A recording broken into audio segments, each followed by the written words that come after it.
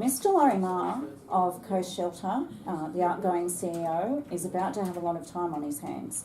He's retiring, and we've decided to take advantage of that by bringing him in to have a chat about the current issue of homelessness, which seems to be at an acute level in our own community and across Australia. And the question that has been on my mind that I've wanted to ask Mr. Maher for some time is, how do we, as a first world country, end up in a situation where we have people sleeping rough in our council reserves, in our parks, in our main street and in cars? How did we get there? We've actually got there progressively since the Second World War.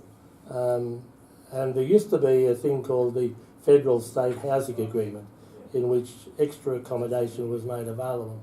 And those of us are old enough to remember at the end of the Second World War, the old Housing Commission set up developments all over the place in Sydney, Villawood, Granville, Herne Bay and all these places, in very almost substandard accommodation, but it was accommodation. They did that, and that went through for quite some time. That Federal State Housing Agreement has fallen away over successive governments of both persuasions. Yeah. The result is that we're now in a position where, well, along with other causal factors, we are so short of actually having housing for those on low fixed income.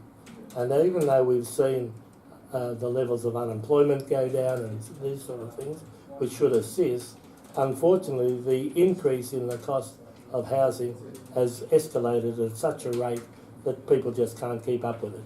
Now, can I just pause you there? Yes. Because I want to explore the reasons, just briefly, why that contract between federal and state government did decline. Is that a consequence of policy settings being more about economic outcomes and user pays and less about humanity, or how do you attribute that?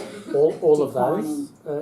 Basically, governments have taken their eye off the ball, and we've been through boom and bust during that period since the Second World War, and it's just fallen away. Our last federal budget hardly mentioned housing. Our state budget of last week didn't have a mention really of housing as such. They did make an extra $61 million available at state level for the homeless, but we really do have to increase the number of residences available, or as we call it, stock. No matter what we come up with a solution, it still comes down on the bottom line, irrespective of the cause of the homelessness. We need to have an increased amount of stock. Now, the current state government has sold a lot of stock.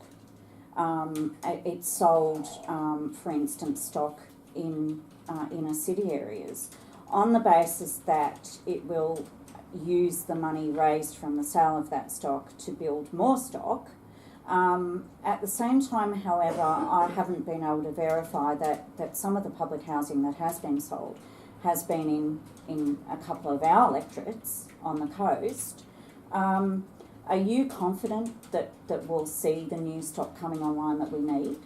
If we continue to educate our politicians to get out of the mindset of I'm all right, Jack, and to think of those disadvantaged people in our community and those on low fixed income, that to focus on them and say that housing is a priority.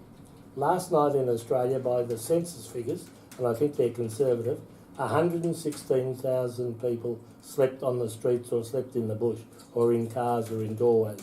116,000. Of those, about 56,000 are children. It's just an increasing situation, and between the last census and the one before, there's been a significant increase in that. We have to get the politicians to focus on the fact that housing for our citizens is an absolute priority, and actually to make dollars available. And they can do that simply with a change of mindset.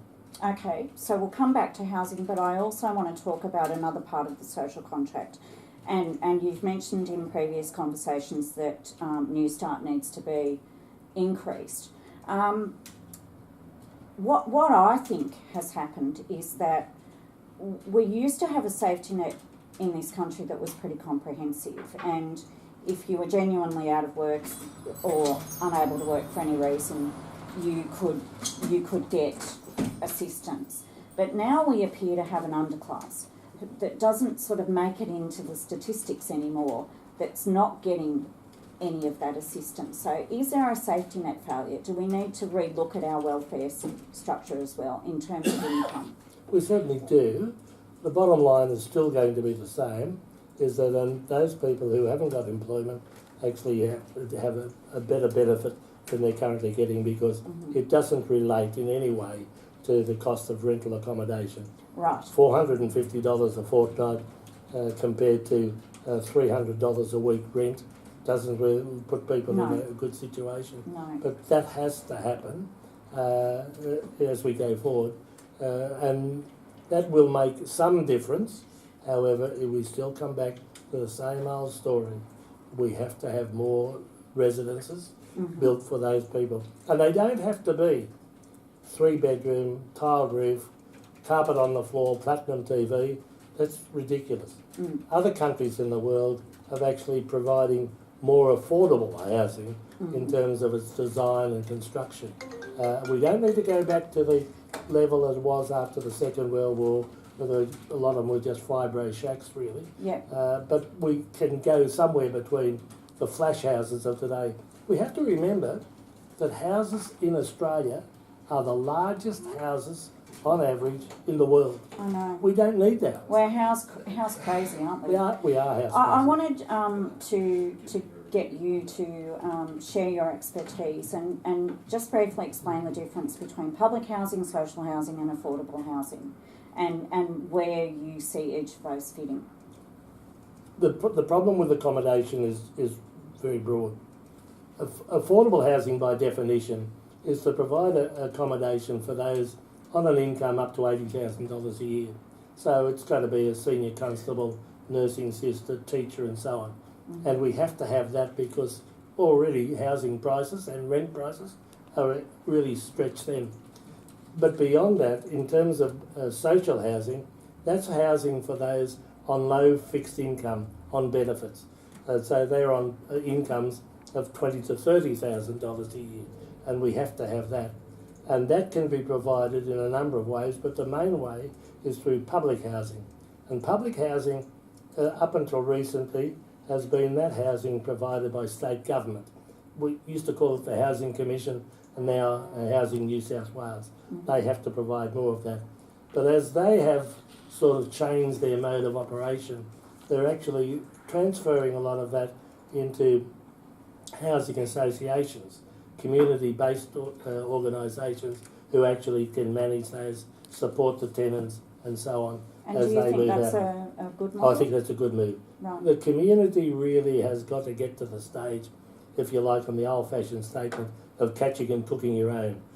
Each community needs to take that on board, and we've got agencies here in the Central Coast, Compass Housing, Pacific Link Housing. Yep. They are local organisations who can respond to local need, but they need to have more stock.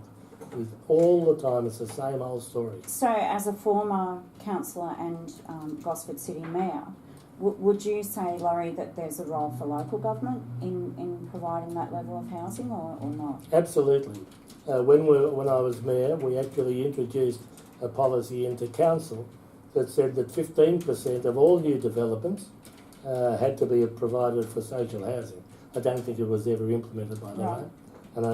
And currently at the moment, Central Coast Council is looking to come forward with a housing affordability program. But local government really has control over floor space ratio, height levels and so on, and the Department of Planning as well. But they can do that, and in terms of density, they can do that. So local government has got a real role, and of course most local governments have got a surplus of land that they can actually use as the, if you like, the core investment in terms of the development of social housing. Okay, so you talk about re-educating our politicians. We also hear very often in the news that the gap between society's richest and society's poorest is getting wider. Pollies, they're pretty affluent. They're well housed Yes. and well heeled.